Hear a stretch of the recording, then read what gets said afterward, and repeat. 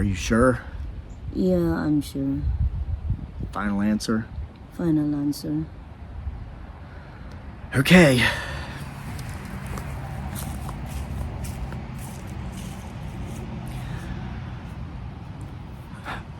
My wife and I have been discussing something of significant importance to us, to our family, both she and I, and most importantly, our son.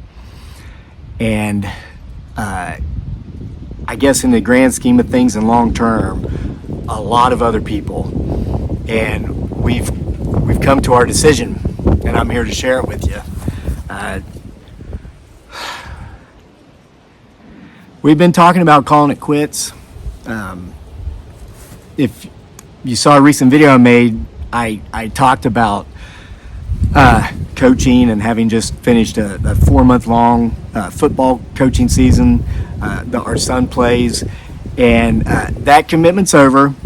And the discussion we've been having is, whether or not I should coach anymore. And we've come to the decision that I'm not going to, because I've helped get my son to a level where I can no further help him, because I don't know enough about the particular sport that he's fallen in love with, which happens to be tackle football, to help him get to the next level.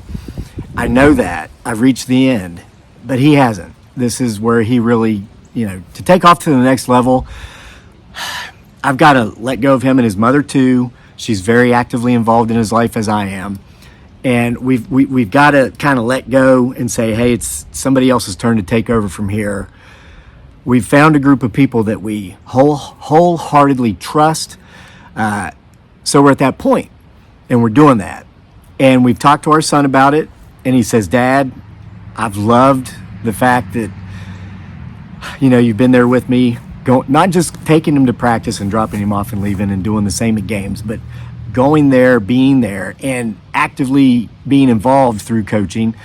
His mother, she's a football mom, she's a basketball mom. When it's basketball season, she prepares food, feeds the kids, does all these great things just because she wants to. It's not for credit, it's not for pats on the back, it's not to look good. We don't care about that kind of stuff. We're real, and being real is part of the reason we had to have this discussion, because the secondary discussion after that was, okay, now what? We turn our son over to this new group so they can help take him to the next level and past that point as far as he can go.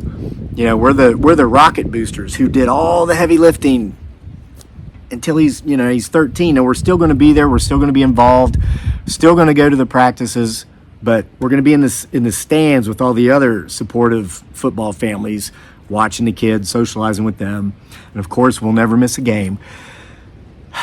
But my wife asked me, well, are you still going to coach any other kids? Are you going to coach other teams? And I said, well, is there even any real point to do that at this point? Because I was always there because of my son. That was the number one reason why I've done this and why she's done that. And she says, yeah, but we've really gotten to know, and like some of those other families, do you think you want to maybe do it for some other teams in other organizations? And I'm like, I don't think so, because I know it's not going to feel the same for me without having my son there. And she's like, you've coached for 30 years. He's just been in 8 of those years. I think you'd still enjoy it. But then I went into some of the not so pleasant parts of coaching. The parts that, the parents that drop their kids off, leave them for an hour or 2 hours or 3 hours, depending on which sport and which league it is, and comes back and gets them, the parts they never see. Coaching, really, in a lot of ways, through the eyes of a lot of parents, is synonymous with babysitting. We've got a heavy wind coming through here, so I hope I'm speaking loud enough for you to hear me clearly.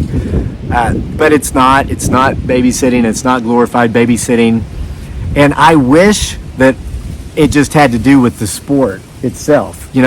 I wish that, if you had 28 kids showing up to play football, that those 28 kids just played football. It did what they were supposed to do, got along and left at the end of practice, or if it's an hour's basketball practice. But that's not what happens. That's not how it works. Man, Looks like we got a gale force wind coming through here. There's so much stuff that goes on, and some of it's stressful, some of it's taxing. You know, I made the video the other day about the email letter I received from a parent of a child I'd coached 15 years ago, and that was powerful and that was moving. And my wife actually watched that video and she said, yeah, well, what about those kids though? What about? I said, honey, that's one of the reasons I kind of want to be done with it. Because here's the deal. Let me tell you, and I want some input on this. If you're a coach, if you're a teacher, if you are a youth minister or youth leader in a church or any sort of religious organization, 4-H, we've had a lot of people commenting that their stories. A woman, I wish I I should have written the name down. She told a story about how there was an underprivileged child that she used to go get to pick up to take to 4-H camp, and he was having a bit of some behavioral troubles or behavioral issues, and everybody at the camp wanted to kick this kid out. This woman stood up for the kid. She says, no, I'm here to vouch for him and I'll stay with him. And she spent the week with him, making sure he wasn't being disruptive to the other kids, but she didn't count him down and out when everybody else did. And she said in her comment that years and years later, she ran into this man, and I think it was Lowe's, and he approaches her and he says, excuse me, do you remember me? And she looks at him, she says, no, I don't, sorry. And he reminded her of the situation. He says, you're the only one that kind of, stood up for me, and now look at where I am today. And as he stood there, he stood before her wearing a sheriff's uniform. He went into law enforcement like the one young man in the video I made previously, and now he's a sheriff. And she said that they just stood there and hugged each other and cried in the aisle.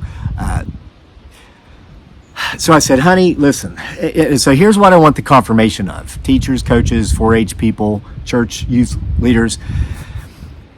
So sometimes you have to have difficult conversations with folks about stuff that's going on with their kids. I know this from 30 years of teaching, or from 30 years of coaching. When you have those uncomfortable conversations, you're not telling those parents anything that they don't already know about their child. They know their children better than anybody. You may at times, and this is where it's very frustrating, might be the only person with the backbone to have those uncomfortable conversations. Well, I've had to do this a lot throughout the years, and it's never pleasant, and it typically ends, 80% of it ends in one way. 20% of it ends in the way it happened in one situation this year, which reminded me of the situation from all those years ago. About 20% of the time, the parent will put their head down, and you're like, here it comes. I'm the a-hole of the year for telling them what they already knew, but they clearly didn't want to hear. You're the one that didn't sugarcoat it like everybody else, who told them what you thought they wanted to hear. See, that's called fakery, and I'm just not good at it. But 20% of them will put their heads down and they'll say, I know, you're right. Now, that doesn't solve the issue. From that point, that 20% has to decide whether or not they're going to make a change or if they're going to let things continue as they are. But at that point, you've done all you can. But the relationship is not as strained as what happens in 80% of the rest of the cases. And that's when, hey, you're just automatically given the a-hole of the year award. You told me what I already know, but I didn't want to hear. I love living in my fantasy land where I can pretend that no one around me, that anybody associated with my kids sees these issues, and they're playing their role too, because they're always telling me about how wonderful my kid is and how we need to get together for a play date or to let them hang out. They never notice how these play dates never materialize and they never happen. Because in truth, the other parents, once they get in their car, they say to their kid, don't you ever associate with that kid outside of practice. And those other kids don't. Or they'll get in the car, you close the door, and the kid says to the parent who might not be in the know, mom or dad, grandma, grandpa, whoever, I'm never going to get together and have a play date with that kid, just so you'll know. And then you ask why, and then that's when you come into the know. And I told my wife, I said, I'm tired of that. That's the part that is not pleasant, and I think it's time for me to just sit in the stands forevermore. Support our son directly through, and just kind of be done with it. I mean, I'm at the age, I'm in a situation where, I mean, if I never wanted to work again, I wouldn't have to. And sometimes volunteer coaching, especially when you put in the time we put in the last 4 months, 30 hours a week for 4 months, your heart goes out to these kids. I can only imagine how many teachers who have taught long term had their hearts broken because they saw wonderful children who were struggling, who were drowning, some of them, and they tried to jump in there to save them, only to have helicopter mom or helicopter dad fly in and remove the child from the situation that they were largely responsible for causing, to go to only God knows where. And then, so I explained that to my wife, and she's like, yeah, I think you should quit. I think you should retire. But she said that when she said that word quit, that really struck a chord, because that word's not in my vocabulary. I don't do it, and that's something that I've spurred some of the kids who have had challenges or difficulties in the past. When their first go-to is to quit, I attempt to prevent that, and so do the other coaches, because that's part of coaching. So is having those difficult conversations with parents. That's part of coaching. It's not just saying, hey, here, you throw this kid the ball, throw it over there, kick it here, go through that hoop. We wish it were that simple, because I mean, that's why we're there. We're there. All these other people I coach with, they have a kid involved, and then we're there to have fun, but it's not. There's some unpleasant situations that arise. We started out this past football season with 28 kids on the team. We had 5 or 6 that wanted to quit in the first week, the second week, the third week. We did our jobs, and at the end of the season, at the end of that last game, all 28 kids were still on that team. And that's so important, because for that 4-month period out of their lives, some of those kids whose go-to was to quit, they got a new go-to. Their new go-to is now, I can stick this out. I can push myself a little further than I thought I could. That's winning to me. Hey, we lost our final game. We lost in the Super Bowl by 2 points. But those kids won. The whole team won, but especially those kids. And many of them didn't even get in that game. But they won because they never quit. And so I found myself questioning myself. I tell them not to quit. If I quit for whatever reasons, I'm making excuses. I'm being just like them, but I am tired of it. I would like to just hang out on this property all day and support my kid and everything he does. Now that football's over, we're going to get him back into his guitar lessons. He's excited. He loves his instructor. He's had the same instructor for a couple of years. But I kind of reached out. I had been given permission by my wife to quit, and I was giving myself permission to quit. But I reached out to a guy, and his name's Kevin, just like me. He's got my same namesake. He's a coach. He's been coaching longer than me. He's just a few years older than me. I'm 50. I think he's 55 or 56. He's got a vast knowledge. He's got wicked experience. He's dealt with so much. So I contacted him. I'm like, hey, this is what's going on. And I told him everything I just told you. And he says, Coach, you can't quit. I'm like, I'm just done. I'm tired of having those conversations. Sometimes you have to have those conversations with people that are your friends. And sometimes after those conversations, your relationship with those folks change. And it's never by my choice. I would love to be as close, or maybe even get closer with those people after having had that conversation. But that's not always the case. And it's painful, and I'm tired of it.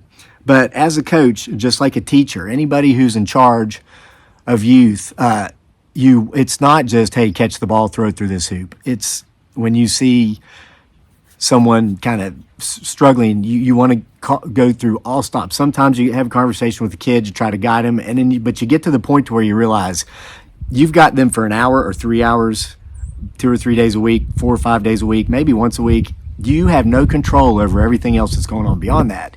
So you try to recruit help from the outside, which is, as far as their home front goes, is the inside, right?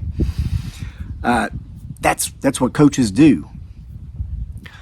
And he says, Coach, think about all the kids. And he watches my channel. He watched that video. He goes, that email, he says, I was crying the whole time you were reading that. He says, I've gotten hundreds of emails like that because he's built relationships with families he's worked with from a coaching standpoint. They're still in touch. He's got kids he coached 25 years ago that are in their, probably pushing 40 that still come see him. He says, you can't quit. And I said, and he goes, yeah. That, you call the issue whatever you want. Absentee parenting,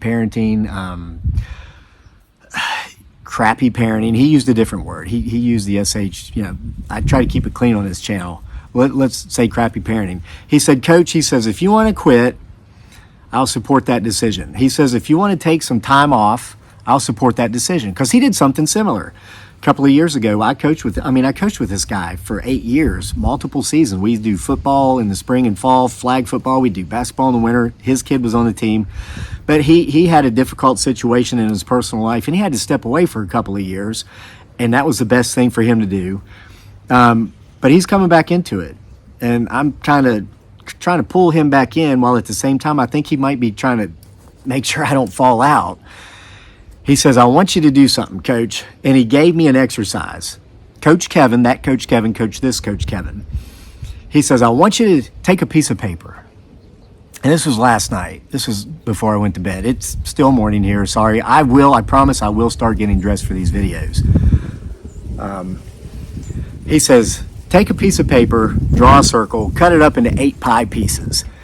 He says, think about all the reasons you coach. Think about the main reasons you coach. And he says, when something comes up, put it in that pie piece, or in a pie piece. When another reason comes up, put it in another pie piece. He says, go around and fill that pie piece, or the entire pie. He says, if you've still got reasons coming, which I know you will, because once you get your brain working, going on that track, you'll come up with these other reasons. Put those in there. He says, Coach, you'll make 20 sheets of paper with those pies with 8 different pieces in it, and crappy parenting or non-supportive parents, non-involved parents, it will never make any of those pie pieces. I promise you. And I'm like, okay, Coach, that's a good idea. And it was late. I said, I'll do that first thing in the morning. So I went to sleep, and I woke up. I went to sleep. It was 10:30, I think, 11. I woke up wide awake at 2 a.m. And try as I did, I couldn't get back to sleep because I was thinking about that pie. And I was thinking about the permission my wife had given me, the decision that I was 90% sure of making. But I kept thinking about that pie. I couldn't get back to sleep. By 3 o'clock in the morning, I was like, you know what? I'm awake. I can lay here being in my head for another however long it takes for me to go back to sleep, or I can be productive. I can maybe go get some work done. So I creeped out of the bedroom. Master bedroom's downstairs. I creeped upstairs. That's where my office is. And I got to work. I did some editing on some stuff I'm working on as far as, books go and all that. But I kept thinking about that pie piece, or the pie. And I said, you know what? This Coach Kevin, make the daggone pie. Just so you can tell the guy you did it, and you'll stop thinking about it, and then get back to work. Some literature I'm editing. And I got the pie piece. Let me show you. I'm gonna show you a couple things here. All right, I got my coach's board here, and here's the pie piece. I drew the pie. So, and don't jump ahead, class. The first thing I wrote in there was purpose. Without getting too long-winded, because everybody who watches this and knows me in real life knows I like to talk. Purpose is a precious thing. If you find your purpose in life, you are among the great minority. Most people will push through life, die of old age if they're fortunate enough, without ever having found their purpose. They think it's all about, you go to school, you get good grades, go to college, pick a good name brand college, so that you'll have a better opportunity to get that good job that has good benefits. You put in the best 30 or 40 years of your life, and then when you're 60 or 70, you only have to work part-time, because of whatever retirements you've saved up, Social Security, but you still got to put in 20 or 30 hours a week somewhere because you maybe didn't plan as well as you could have. And there you're at the end. It's like, daggone. The best years of my life I gave to a company to make them rich. I didn't see my own kids grow up. I mean, I was there as far as being in the same house, but I wasn't really there as far as being active as it could have been. But there are some who, at some point in life, maybe it's through an event that happens or maybe somebody they meet, they discover their purpose.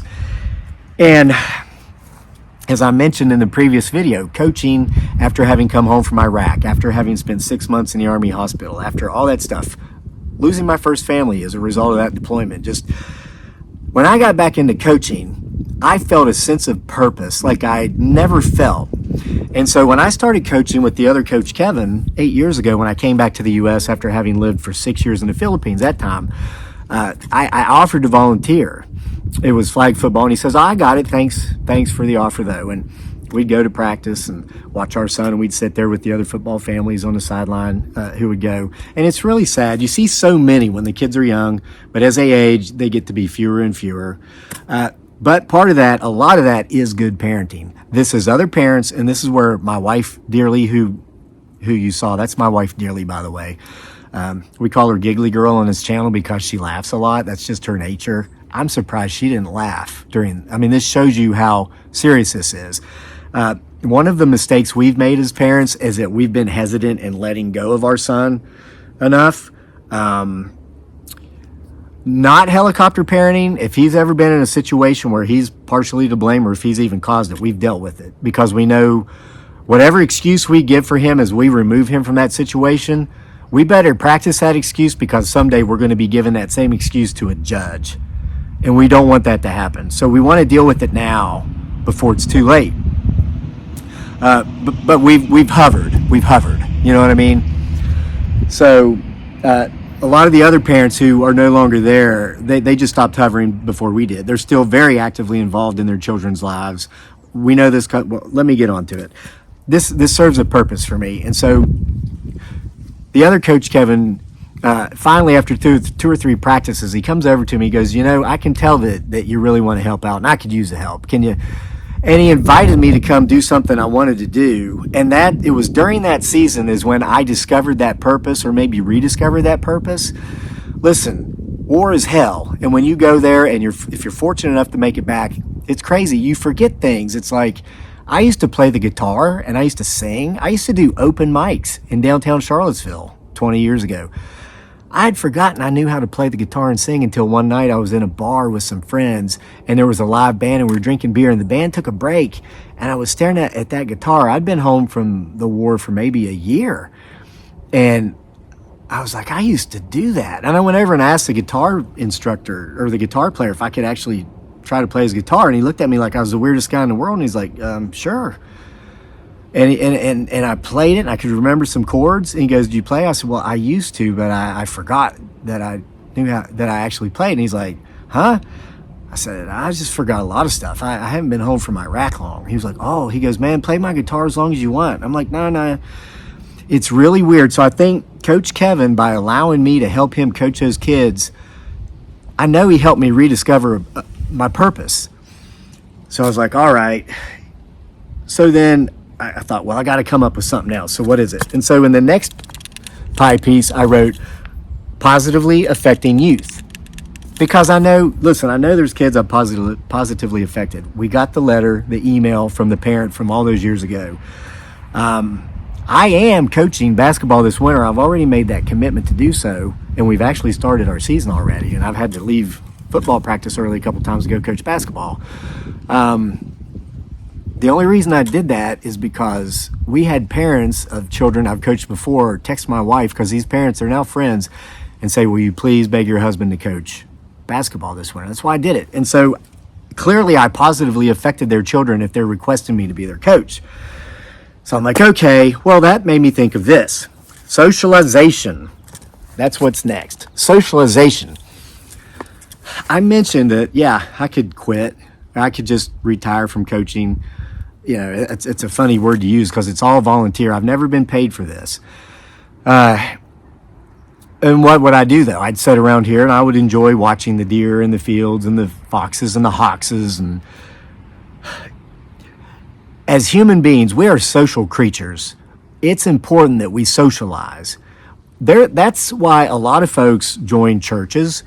They'll join adult groups, like say maybe an adult men's softball team. They'll join running clubs.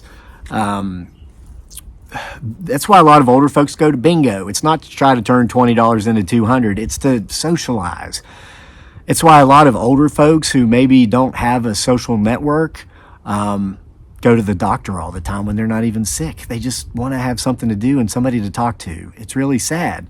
Well, coaching fulfills that for me, and evidenced by the fact that we've become friends throughout the years with so many of the parents of the children we've coached. Some of their kids don't even play sports anymore, or they've gone on, they play for other teams, but they still come to my house for dinner and I go to their house for theirs. So that never ends. I'm like, all right, coach, thinking, okay, what's next? So, and by the way, if you don't get enough socialization, especially in your aged years, it shortens your lifespan. So that brought me to the next one, mental health benefits. I benefit mental health wise by having that socialization. And yeah, I don't care about the pats on the back. They're few and far between. I don't want anybody coming up to me and saying, "Hey, coach, thanks for giving 30 hours a week of your life for the past 4 months for our kids." I do get people that say that, few and in between, but I'm not there for that. It's just all these things running in together gives me that sense of like accomplishment, achievement, and back to purpose. And something I do differently than a lot of coaches is I'm a very active guy. I have a track and field background, cross country. I still work out. I'm pretty fit and healthy. I actually work out with the kids during the practices. So that brings me to my next pie piece, physical health benefits. Physical health benefits. I mean, I like my cold ones after a hard day's work, but I don't have them until after the hard day's work is done.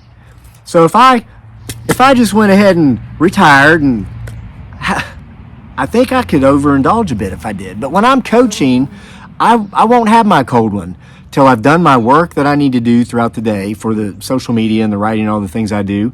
Not until I've gone and carried out my duties as a coach. Not until me and my family are safely home.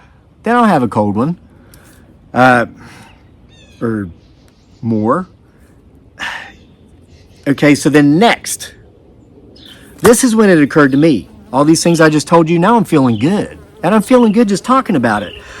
I realized that I'm being positively affected by the youth and the parents I'm positively affecting. So it's like win-win. Okay, so then it's like, wow, there's only one more box left. And that one came easy. It was seeing my wife and son enjoy these same benefits. Everything I just discussed, my kid's best friends are the kids that he's been playing youth sports with since he was in kindergarten.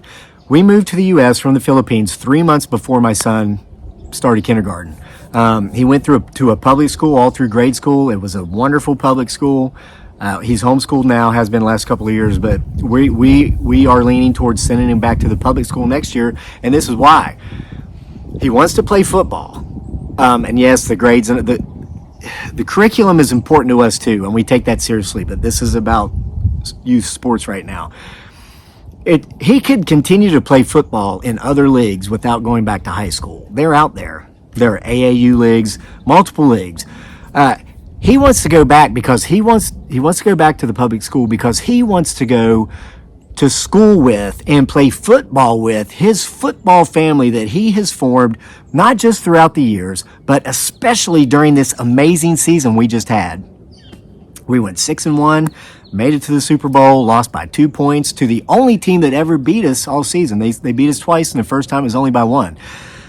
We have a couple of kids in that circle who likewise are either homeschooled or have gone to private schools, whose children next year are going to transfer back to the public schools like our son, so they can stay together as a family. And that's the magical stuff that a lot of the parents that drop the kids off, come back and pick them up, they go to the games, they don't see that stuff. They don't see those bonds forming. But those children form those bonds, and a lot of times those parents get pulled into the circle because of the bonds. It's just how it goes. So I wrote that in. I reached over for another sheet of paper to make another pie, and that's when I thought, dang it, Coach, you got me. Coach, that other Coach Kevin got this Coach Kevin. I picked up my phone, even though by then it was still only like 6 a.m. I texted him. I said, dag nab you, Coach, you got me. And I sent him a picture of the chart. And he sent me a ha, ha, ha, ha, ha, I told you so. So, I'm not gonna. I'm going to stay. We had a wonderful season. We had a magical season. And it's not just about learning how to win and all these things and forming the family. A lot of it's learning how to lose. Let me tell you, we had a couple of kids on our team this year who they don't like. Well, we had a lot of kids. We had enough kids who don't like to lose. That's why we did so well. They want to win and they don't like to lose. And when you get enough of those kids together, you get a good team. And we've got that group now. And some of those guys had to learn how to lose. Number one, because they rarely do it. And number two, it's like when my wife said, yeah, you can quit. It was that they do not have an I will accept defeat mentality. Okay. And they're the type that they won't stick around for a second place trophy. Or if they're forced to take it, it's going in the trash as soon as they get home. And I can relate because once upon a time I was that guy, and I shared this story with the family of one of those kids. And when we were in Iraq a week before, here's one of my honeybees. I raise bees, and anytime they hear me anywhere on my property making videos, they come and see me. They spend time with me. It's not because they love me. It's because of conditioning. They associate the sound of my voice with, hey, this is the guy that's got the big old glucky gob that we eat to stay alive in the winter when pollen sources are low. So they're all over the place. So I had that conversation about how when I was in Iraq, we had 1 week before we came home, we had an award ceremony. Okay. And this is where, you go, you stand in formation, you get all these awards. Everybody that's an E7 or higher gets some award. And then, so I ended up getting 10 of these things, right? Plaques, medals, all this stuff. After that, we had to go back to our called CHU, company housing unit, the little 10 by 10 shacks where they'd cram 5 soldiers together to sleep in for a year, but we only slept 4 hours a day on average, so it's not like we were there much. And then we had to drop our stuff off, hurry up and go back to the motor pool where our gun trucks were and get out of that gate to go on our night mission. I was doing that, and I had all these plaques and awards, like 10 of them, I think, and I saw a dumpster. I tossed them in the dumpster because that's what I thought of them. I wasn't there for that. I was there because some people knocked my buildings down, and I wanted to have a say in about how I felt about it. So, but anyway, I never regretted having done that, but maybe my son or somebody might have liked seeing that, or that might have meant something to them. So I had to kind of tone it back a little bit, and I had that conversation with his family. And one of my proudest moments is when at the award ceremony, after we lost the Super Bowl, one of those kids who before would not accept a second place trophy, if they were forced to take it, they'd throw it away when they were home. He stood there and he very humbly accepted the second place trophy. Now we know what they say in sports. Second place is the first loser, right? I say it. I'd never trained as hard as I trained back in my competitive track days to finish second. I trained to win, and win I did most times. But I had to learn to lose, and it was a special moment to watch a kid with probably the most winning mentality the most winning mentality that I've seen in 30 years of coaching. To see him learn how to lose with grace was a special moment. because the trophy doesn't represent second place anymore when you view it differently. And I have ours right here. This is my son's, okay? And this is mine. They gave me one for being a coach. I will make a special place somewhere in our home for these 2 second place trophies. And talking about the families you form, we got closer with the family that we always kind of knew, but who jumped in there with us this season and saw that we needed help because we had 3 coaches. That's it. The other teams, they'd have 15, 20 coaches, and parents would come up to us. They'd point that out. They'd say, oh, there's only 3 of you. The other team had like 15 guys. You guys are doing so much. That's wonderful. We'd tell them, we'd say, you want to help? No. I'm so busy. I just, blah, blah, blah. And we weren't trying to be smart, Alex. Like, hey, put your money where your mouth is. We could have used a little help.